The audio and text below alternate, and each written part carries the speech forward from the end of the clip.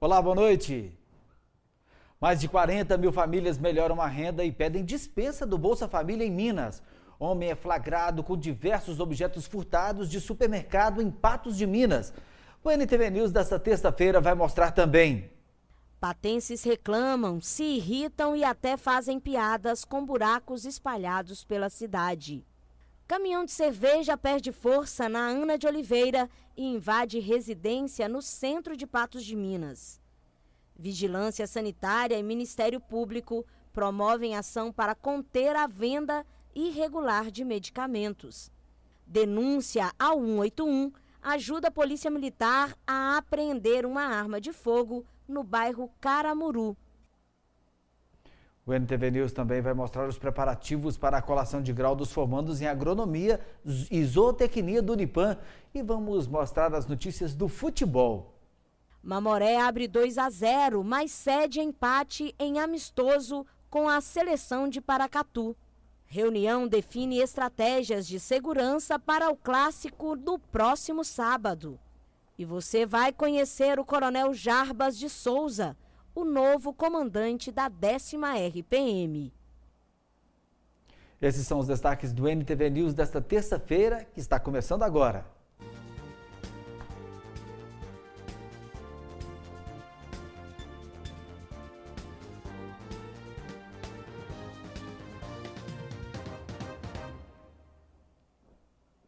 A venda irregular de medicamentos em supermercados e lojas de conveniência está na mira do Ministério Público e da Vigilância Sanitária.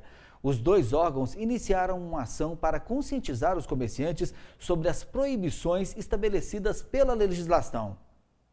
De acordo com a Lei 5.991, sancionada em 73, a venda de remédios é restrita apenas a farmácias e drogarias.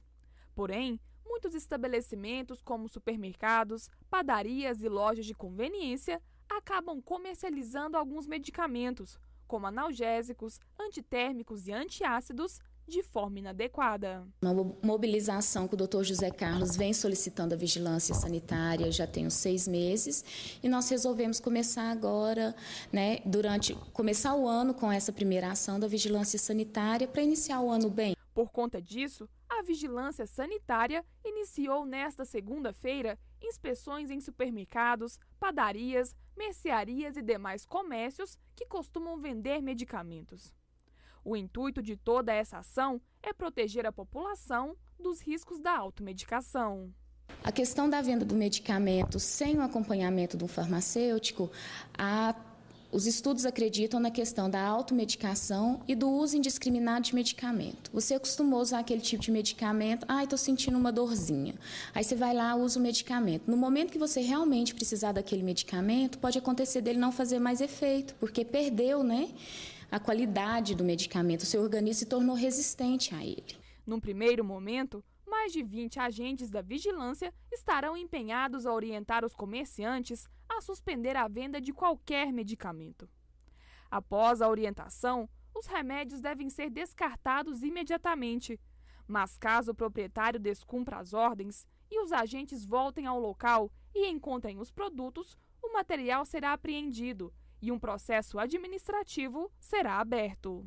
Primeiro momento é uma orientação, a gente solicita que aquele medicamento seja retirado da prateleira de imediato e depois o fiscal vai retornar naqueles locais. Caso encontre de novo, aí será aberto um processo administrativo, o medicamento será apreendido, inutilizado, as sanções vai de multa até o fechamento do estabelecimento e cancelamento do alvará sanitário e também será retida a nota fiscal para a gente saber quem são as distribuidoras que estão distribuindo medicamentos para esses comércios que não têm autorização da Anvisa nem da Vigilância Sanitária e eles também vão sofrer sanções. As inspeções deverão ser realizadas em um período de 6 meses a 1 ano, já que a cidade tem cerca de 1.200 estabelecimentos comerciais a serem visitados. Retirem antes da equipe da Vigilância Sanitária chegar, para a gente não ter problemas e eles também não. Não é a Vigilância Sanitária, hora nenhuma, quer privar ninguém de trabalhar. A gente somente quer, junto com a Promotoria de Patos de Minas, com o Dr. José Carlos, fazer uma ação tranquila, uma ação de orientação, para prevenir mesmo a saúde da população. Tudo isso levanta a dúvida: farmácias podem vender produtos industrializados? Alguns estabelecimentos vendem bebidas, doces e produtos variados, provocando queixas de comerciantes de outros setores. Hoje existe as drugstores que têm liberação para vender alguns produtos. A única coisa que essas drugstores não podem vender são bebidas alcoólicas e produtos não industrializados. O restante é liberado, também em cima de uma legislação, né? Essa legislação ela é mais nova, ela é de 2009. Uma cidade inteira tomada por buracos. Transitar pelas ruas de Patos de Minas tem exigido ainda mais atenção dos motoristas. Os estragos da pavimentação aumentam o risco de acidentes. A situação tem causado reclamação e até piadas nas redes sociais. Transitar pelas ruas e avenidas de Patos de Minas se tornou um verdadeiro desafio. São vários os fatores que dificultam o trânsito, mas o que mais tem incomodado os motoristas são os buracos, que estão por toda a parte. Na Rua Major Gotti, Avenida Fátima Porto, Marabás, Tomás de Aquino, são tantas vias que fica até difícil listar. Buraco um atrás do outro, não tem jeito de você passar, tem que ficar desviando os carros. Qualquer hora você dá para fazer uma bagunça na cidade. Tá difícil que todo lado que vai hoje é buraco, é a Fátima Porto, é o centro, é aqui, né? Então não tem para onde sair não. A saída daqui é só avião mesmo. A situação é tão ruim que já virou um motivo de piada. Imagens criticando a situação das vias de Patos de Minas estão circulando pelas redes sociais. Nesta, por exemplo, um homem aparece carregando seu carro nas costas para evitar os buracos. A placa indica o lugar que ele está. Já está querendo plantar feijão nos buracos, já está querendo pescar, já está assim já. A situação está tão complicada neste trecho da Avenida Tomás de Aquino que parte da via precisou ser interditada. O morador precisou improvisar uma espécie de pinguela para conseguir entrar em sua casa. Tem mais de 30 anos que nós moramos aqui e desse jeito é a primeira vez que acontece. Já tem danificado e tudo, mas é rapidinho, vem e arruma, né? Agora dessa vez, por exemplo, já tem mais de 2 meses que está desse jeito e ninguém toma providência. Seu Gaspar já procurou a administração municipal para que o problema fosse resolvido, mas não recebeu uma resposta satisfatória. Meu genro foi na prefeitura, eles mandou ele lá não sei se é depósito lá, aí ele conversou com, parece que é Jarba, ele falou que não tem material para fazer o serviço aqui. Agora, dizem que o prefeito falou que tem que esperar a chuva passar, mas quando começou isso aqui, estava facinho de arrumar e não estava chovendo. Agora a culpa cai só na chuva, né? É o que nós estamos precisando de chuva e a chuva está sendo condenada. Além dos transtornos causados no trânsito, não podemos nos esquecer dos acidentes e dos danos aos veículos. Vários motoqueiros de carro, né? Vários, isso aí é constantemente. É igual aqui é direto, aqui, buraco aqui é desse tipo aqui, ó. Sai de um menor e cai em riba do outro maior. São poucos pneus, suspensões e peças que resistem aos buracos. As demandas por esses serviços chegam a crescer 15% por conta de acidentes envolvendo buracos na pista. Até pela própria estrutura do carro, a primeira parte que sofre, no caso, por ordem, vem os pneus, né? As rodas também.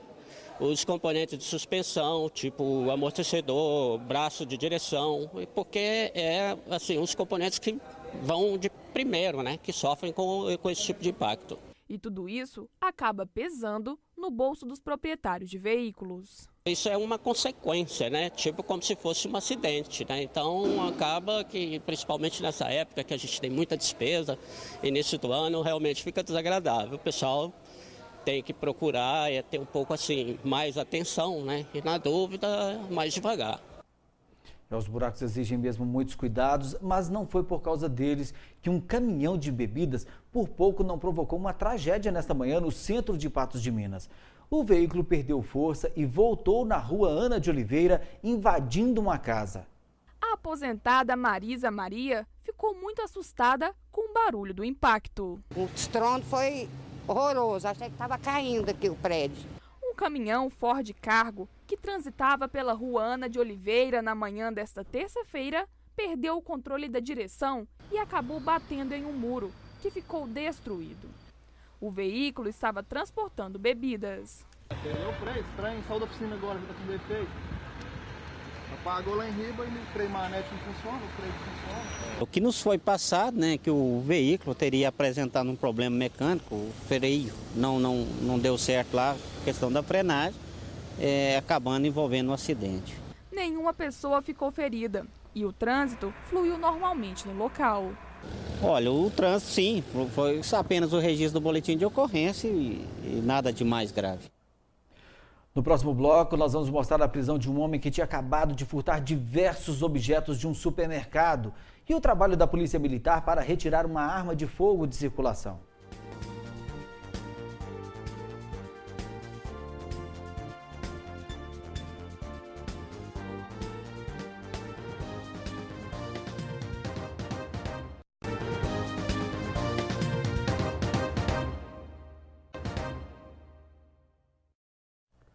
Fatores como a melhoria da renda colaboraram para que 40.053 famílias beneficiárias do Bolsa Família em Minas Gerais pedissem desligamento do programa entre janeiro de 2015 e este primeiro mês de 2016. Segundo a CEDESE, a quantidade de famílias beneficiárias diminuiu 3,5%.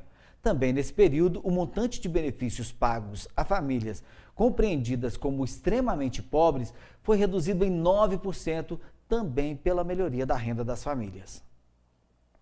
Um homem de 31 anos foi preso pela Polícia Militar na noite dessa segunda-feira, acusado de furto.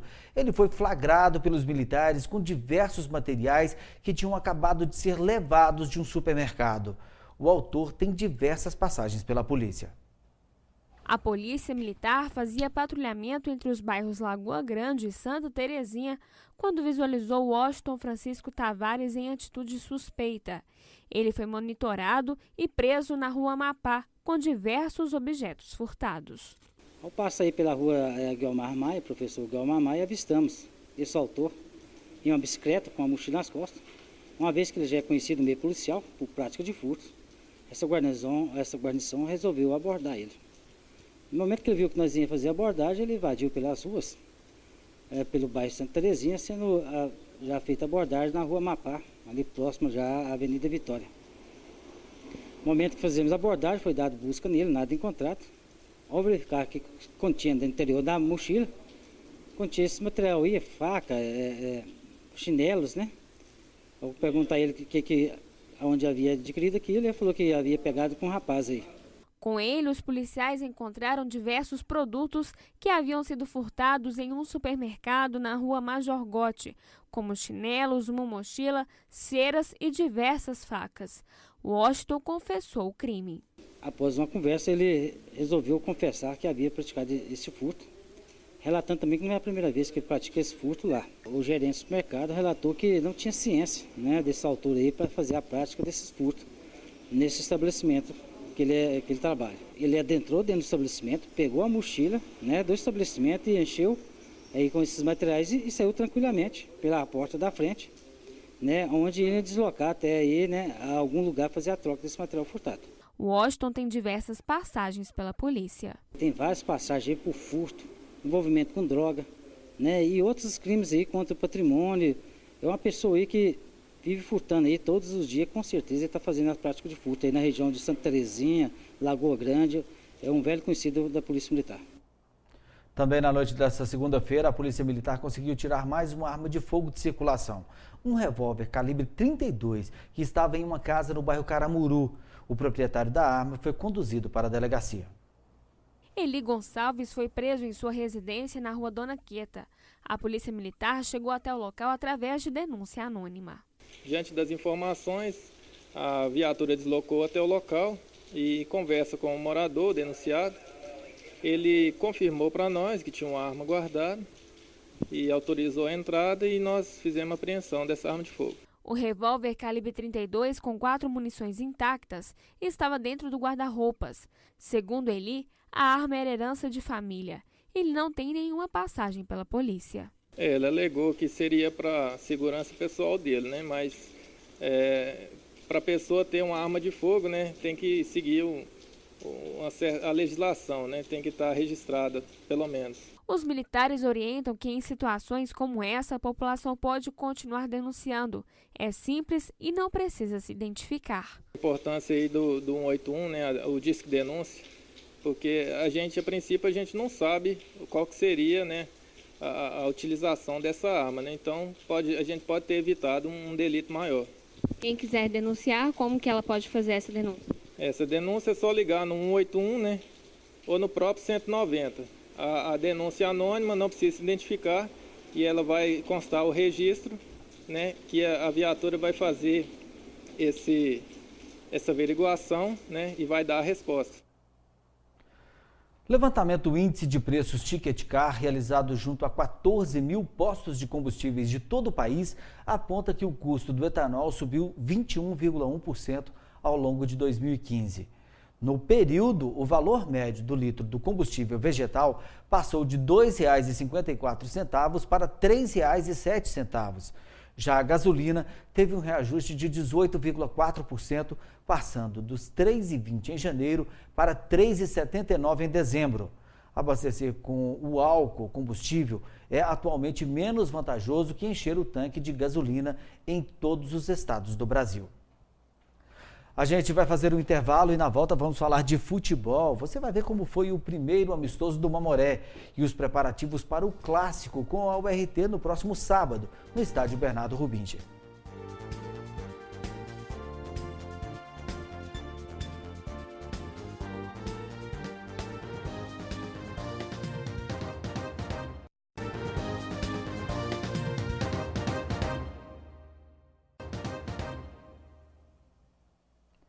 A Federação Mineira de Futebol informou que recebeu todos os laudos pendentes para os estádios que serão utilizados no Campeonato Mineiro deste ano.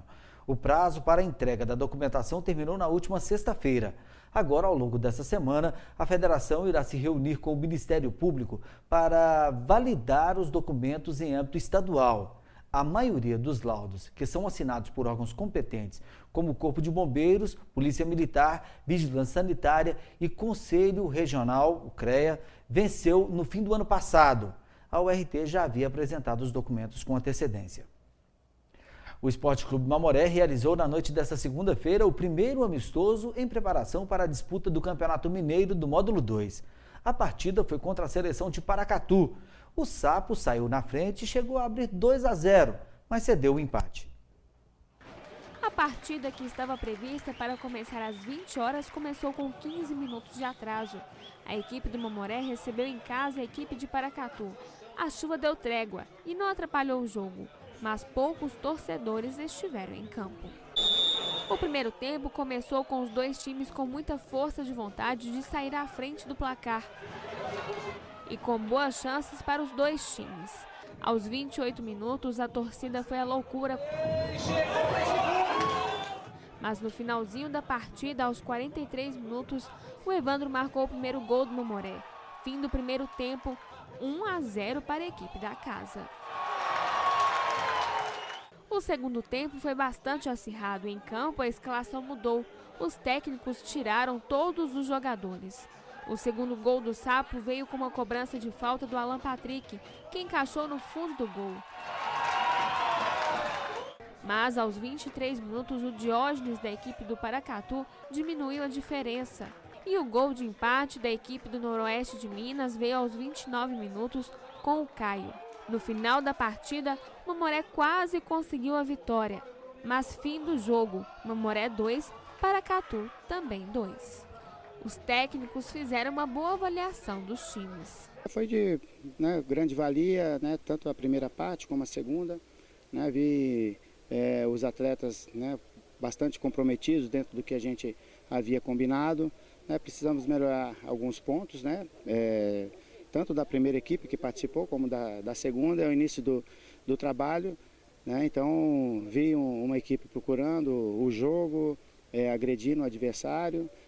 A gente precisa melhorar em alguns pontos, trazer algumas peças também para poder compor o grupo, mas foi de grande valia esse primeiro jogo-treino. As duas equipes estiveram bem postadas, a primeira enfrentando a equipe titular do Mamoré teve muito bem postado o jogo todo, poucos erros a serem corrigidos, E a segunda equipe me agradou bastante a personalidade, sofreu um gol, foi buscar, virou o placar e no geral acabou empatando, né?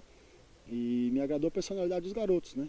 Os dois garotos que fizeram os gols são garotos da cidade de Paracatu, que tem uma idade, tem pouca idade, tem futuro e esse jogo nos mostrou que a gente pode contar com eles, né? No decorrer da competição, isso é importante. A estreia do Mamoré no módulo 2 do Mineiro será no dia 13 de fevereiro, fora de casa, contra o CAP Uberlândia. Mas antes disso, o Sapo ainda irá fazer outro jogo treino. Dessa vez, será o clássico da cidade. Clássico, a gente sabe o que representa, né, para o torcedor, mas estamos convictos de que estamos no caminho certo. O nosso objetivo maior é a competição do módulo 2, o dia 13, né, que estamos nos preparando e vamos nos preparar bem para que podemos confrontar no derby, né, a equipe do RT e que a gente continue evoluindo, buscando a evolução a todo instante para que a gente possa formar essa formatação do grupo bastante forte. Daqui a pouquinho a gente vai voltar a falar desse clássico. Além de conquistar o retorno à elite do futebol mineiro, a diretoria do Mamoré também está de olho no futuro. O clube está apostando nas categorias de base. O Wendel e Heitor são novos, mas já sabem muito bem o que querem no futuro.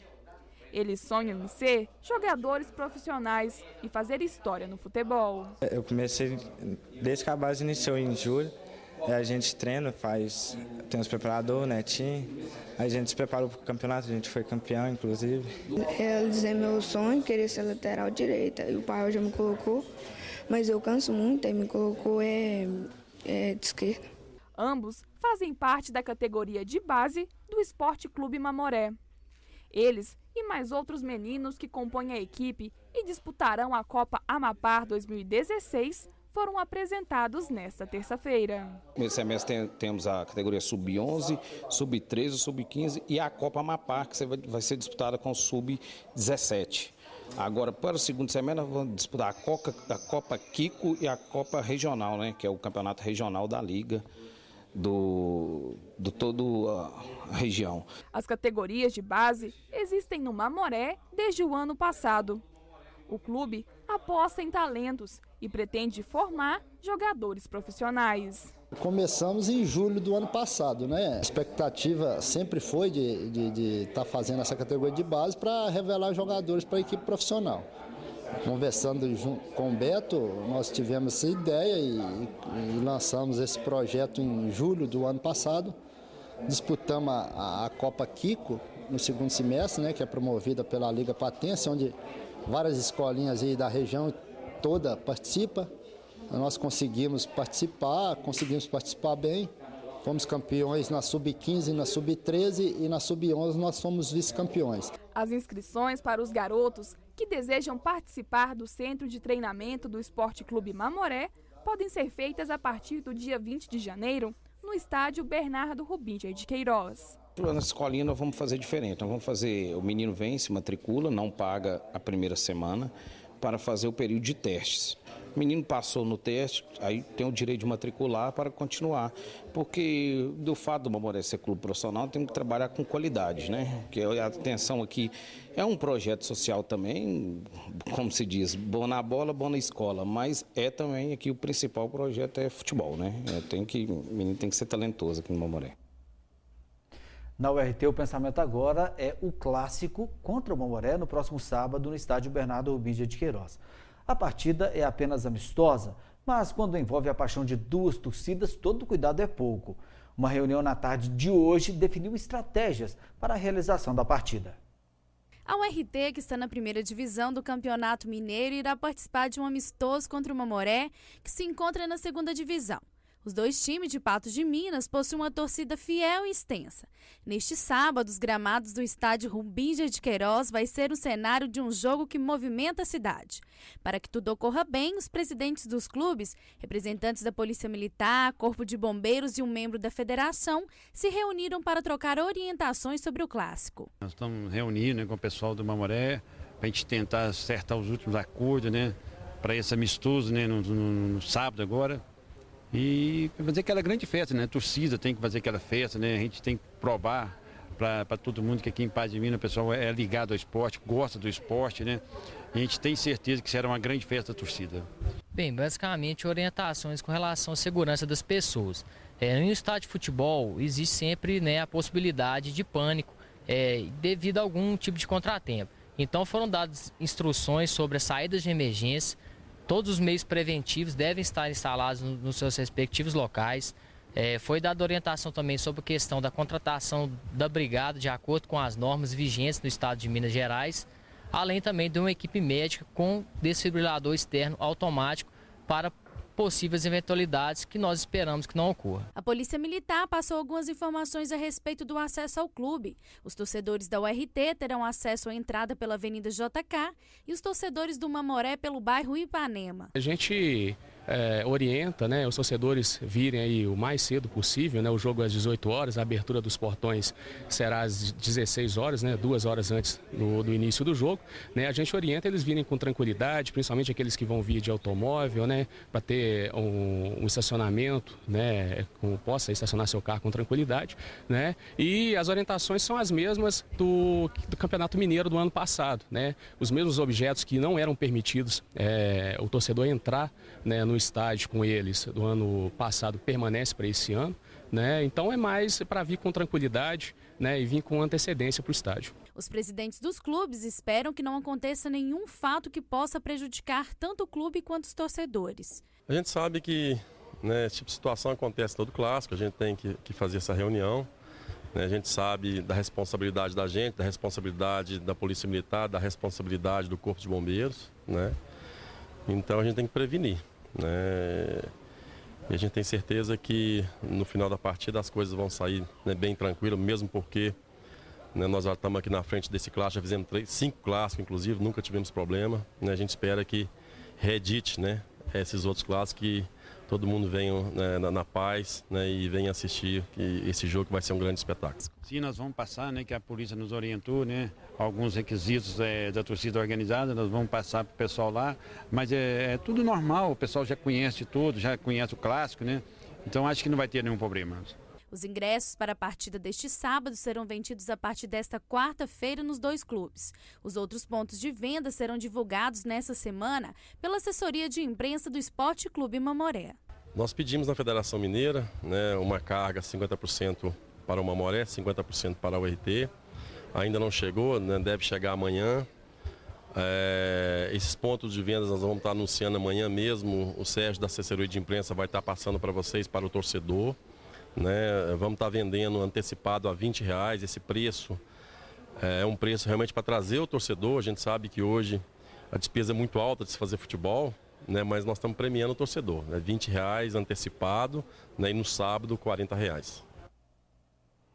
E olha só, ainda falando de futebol, a presidente Dilma Rousseff anunciou nesta terça-feira a criação da Autoridade Pública de Governança do Futebol, que, segundo ela, será responsável por fiscalizar o esporte no país. Ela anunciou a criação do órgão em meio à cerimônia de assinatura de contratos de patrocínio entre a Caixa Econômica Federal e 10 clubes de futebol no valor de R$83 milhões, incluindo aí o Atlético e o Cruzeiro, que vão receber R$12,5 milhões cada um ao longo de 2016. O papel principal da autoridade será fiscalizar o cumprimento pelos clubes das contrapartidas previstas na MP do Futebol, aprovada pelo Congresso em 2015, que permitiu aos clubes buscar o refinanciamento de dívidas com o governo federal, estimadas em R$5 bilhões. Em instantes, no NTV News, você vai ver os preparativos para a solenidade de colação de graus dos formandos de agronomia do Unipam e os cuidados com o mofo, tão comum nesta época do ano.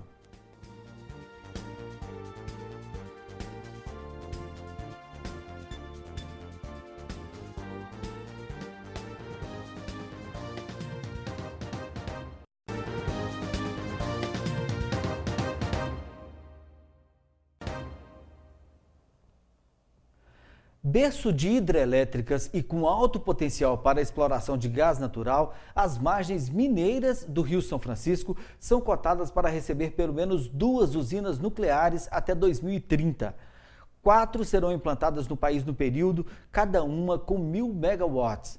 Uma equipe da Eletronuclear, subsidiária da Eletrobras, definiu 40 regiões do Brasil capazes de receber 6 usinas. Agora, uma comitiva analisa locais mais capacitados, entre eles, uma faixa que vai de Pirapora a São Romão, no norte de Minas. Muita chuva e tempo abafado, ambiente perfeito para a proliferação de fungos, um perigo para a nossa saúde que pode causar problemas respiratórios.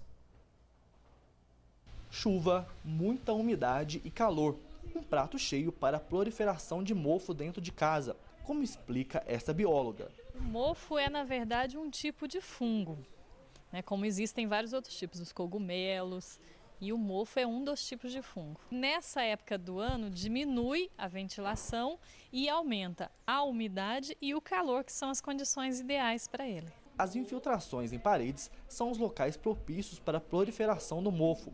Muita gente deixa de lado o problema, que pode causar danos principalmente ao sistema respiratório. O mofo é uma estrutura fúngica que ela causa um processo inflamatório nas vias aéreas. Então isso desencadeia infecções graves, por exemplo, rinites, sinusites, bronquites, até pneumonia e em alguns casos até uma pneumonia de hipersensibilidade, que é um tipo de uma fibrose pulmonar.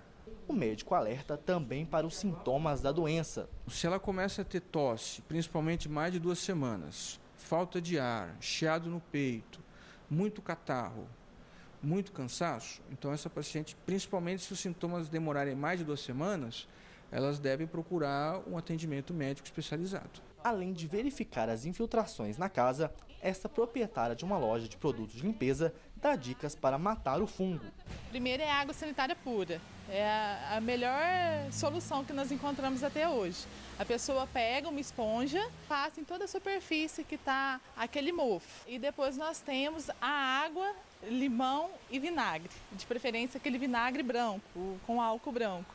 Mesmo procedimento. Pega a esponja e passa por toda a superfície. Deve-se também ter um cuidado especial com os armários. O giz de quadro negro, a pessoa compra o giz, quebra o giz e coloca onde está os mofos e a umidade. O giz vai absorver a água e depois a pessoa não precisa jogar o giz fora. A pessoa simplesmente põe o giz no sol e o giz seca, depois pode voltar para absorver mais um pouco. O ideal seria corrigir as infiltrações, deixar entrar sol na casa, a casa bem arejada, evitar locais úmidos, se for necessário colocar uma pedra, alguma estrutura que tire o mofo. Aí teria que fazer eventualmente uma reforma na casa. As inscrições para o programa Universidade para Todos, o ProUni, no primeiro semestre de 2016, já estão abertas exclusivamente na internet. Os estudantes têm até às 23 horas e 59 minutos do dia 22 para se inscrever e concorrer a uma bolsa de estudo em cursos de instituições privadas de ensino superior. Para fazer a inscrição, o candidato deve ter participado do Enem de 2015, obtido no mínimo 450 pontos na média das notas e não ter tirado nota 0 na redação. Apenas estudantes que não têm o diploma de curso superior podem concorrer às vagas oferecidas pelo Ministério da Educação. Hoje é dia de colação de grau dos formandos em Agronomia e Zootecnia do Unipam. O repórter Odair Cardoso está no Centro Universitário nesse instante e traz informações para a gente. Odair, são quantos formandos hoje? Boa noite. Boa noite, Maurício. Boa noite a todos. Falamos aqui, direto do Unipam. Hoje são 56 formandos, Maurício. São 2 turmas de agronomia diurno e noturno e uma de zootecnia aqui do Centro Universitário de Patos de Minas. É noite de muita emoção e você vai conferir todos os detalhes na NTV daqui a pouquinho, logo após o NTV News. Aqui do meu lado está a Tawane, que ela é esposa de um dos formandos aqui de agronomia e que essa noite vai estar colando grau. A Tawane é lá de Brejo Bonito. Boa noite, Tawane. Uma alegria passar por esse momento junto com o esposo, que muita luta até chegar até aqui, né? Boa noite. É uma alegria muito grande que depois de tanta luta, tanto esforço, né? Chegou o grande dia, um momento que às vezes a gente não acreditava chegar, né? Através de tanta luta, mas graças a Deus chegou. E a emoção é grande porque, afinal de contas, não é fácil. Vocês têm 2 filhos, não é isso? Ainda não moram em Patos, tem que vir para estudar. É um guerreiro seu esposo, hein? é um guerreiro. Através de muita luta e dedicação, ele conseguiu, ele venceu. E ele merece. Mas valeu a pena, né? Valeu a pena. E aí você sempre apoiando? Sempre apoiando, eu e nossos filhos. Obrigado. Obrigada.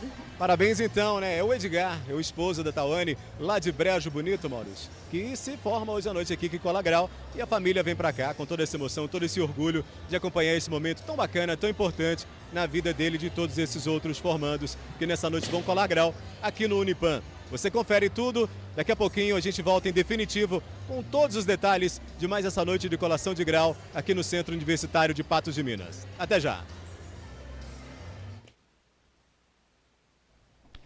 No próximo bloco, você vai ver que a Polícia Militar está sob novo comando na região e vai conhecer o Coronel Jarbas de Souza, promovido ontem pelo governador Fernando Pimentel.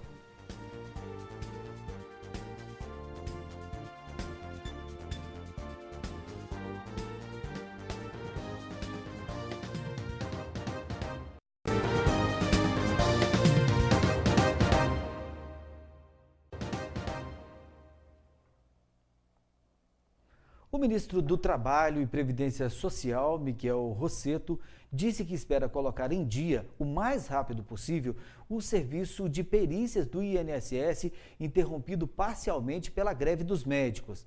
A paralisação foi a mais longa e durou 4 meses. Os médicos decidiram voltar ao trabalho na segunda-feira que vem, com o compromisso de o governo continuar discutindo as reivindicações da categoria. De acordo com estimativas do INSS, 1.300.000 perícias médicas deixaram de ser feitas desde o início da mobilização em 4 de setembro. O policial militar Jarbas de Souza Silva foi promovido a coronel e nomeado comandante da 10ª Região da Polícia Militar de Patos de Minas. Ele assume o lugar deixado pelo coronel Elias Perpétuo. A nomeação foi feita na tarde desta segunda-feira pelo governador Fernando Pimentel. Com 28 anos na corporação, o coronel Jarbas de Souza Silva assume o comando da 10ª Região da Polícia Militar em Patos de Minas. Ele respondia interinamente pelo cargo, foi promovido coronel e nomeado comandante nessa segunda-feira. A expectativa que a gente acho que todo oficial da Polícia Militar tem, né, com relação a chegar no último posto de comando da Polícia Militar. E aí a gente recebe com muita alegria, com muita emoção, recarrega as energias. Eu falo que estou com as pilhas todas recarregadas, pronto para trabalhar, vontade de trabalhar, com vontade de servir a população do Alto Paranaíba. O coronel Jarbas, que é de bom despacho, já atua na região há 25 anos. Comandou a 86ª Companhia em Patos de Minas e o 46º Batalhão de Polícia Militar em Patrocínio. Hoje, com 46 anos, ele vai comandar mais de 1.000 homens nos 23 municípios de abrangência da 10ª Região. 2 unidades operacionais, o 15º Batalhão sediado aqui em Patos de Minas, o 46º Batalhão na cidade de Patrocínio, a 10ª Companhia de Meio Ambiente e Trânsito aqui também em Patos de Minas, né, que cuida do nosso trânsito rodoviário e também do meio ambiente nos 23 municípios. Como você disse, mais de 1.000 policiais militares. A responsabilidade é grande, mas a maior responsabilidade não são com os 1.000 policiais militares, também, mas é com toda a população dos 23 municípios que corresponde o comando da 10ª Região. Esperamos que nós possamos atingir todas as expectativas dessa comunidade, levando paz, tranquilidade, segurança a todos, para que possam desenvolver bem o seu trabalho e viver em sociedade com tranquilidade. Dentre os desafios no comando da Polícia Militar da região está a continuidade dos trabalhos que levaram aos bons resultados alcançados na gestão do ex-comandante Coronel Elias Perpétuo Saraiva. O que muda é a personalidade, né? Coronel Elias, a quem devo muito ensinamento, aprendi muita coisa com ele. Ele é uma pessoa muito generosa nesse aspecto, que realmente demonstra para a gente aquilo que a gente precisa de saber, não guarda para si, né? Aproximar da excelência do trabalho do Coronel Elias, porque hoje a 10ª Região fechou em 2015 como sendo foram só 2 regiões do estado que conseguiram. A 10ª região foi uma delas, que conseguiu atingir todas as metas pactuadas com o estado e com a sociedade no que se refere a crimes e criminalidade. A nossa expectativa agora é conseguir manter. Eu acho que o desafio maior é manter a 10ª região nesse patamar a qual ela alcançou. E para isso a gente tem estratégias novas que vai ser divulgadas oportunamente, trabalho em comum com a sociedade, trazer a sociedade mais próxima da polícia. Essa polícia de proximidade ela é muito importante, levar também o nosso policial mais próximo à comunidade, para que ele possa realmente entender as dificuldades que essa sociedade passa e poder fazer uma intervenção mais adequada. Para que esses resultados sejam atingidos e toda a população beneficiada, o comando pretende buscar reforços e renovar as viaturas. Com relação aos recursos logísticos, é lógico, a gente precisa sempre renovar. Eu acredito que nós receberemos ainda pós-carnaval, a gente recebe novas viaturas, porque já existe um projeto de governo já caminhando há bastante tempo no que se tange à recomposição logística de viaturas da polícia. Então é um trabalho que é constante. Nós teremos agora, esse ano de 2016, teremos agora a formação de novos soldados aqui na 10ª região. No mínimo, nós teremos três pelotões em formação aqui. A gente está pleiteando até mais, mas não sabemos se vamos conseguir. Mas teremos uma recomposição, pelo menos daquele efetivo regional, de que já está saindo, se aposentando, indo para a reserva. Temos essa expectativa de receber e, lógico, que nós não vamos parar por aí, simplesmente nos dar por satisfeito. Vamos estar sempre buscando, dentro dos limites possíveis do Estado e da própria Polícia Militar, de buscar recursos humanos e logísticos para estruturar a Polícia Militar aqui na região. O NTV News desta terça-feira fica por aqui. Outras informações amanhã às 11h30 no 30 Minutos e às 19 horas em nova edição do NTV News. Uma boa noite para você e até lá. E lembrando que logo após a solenidade de colação de graus dos formandos do Unipam, você confere o programa Hora Celeste.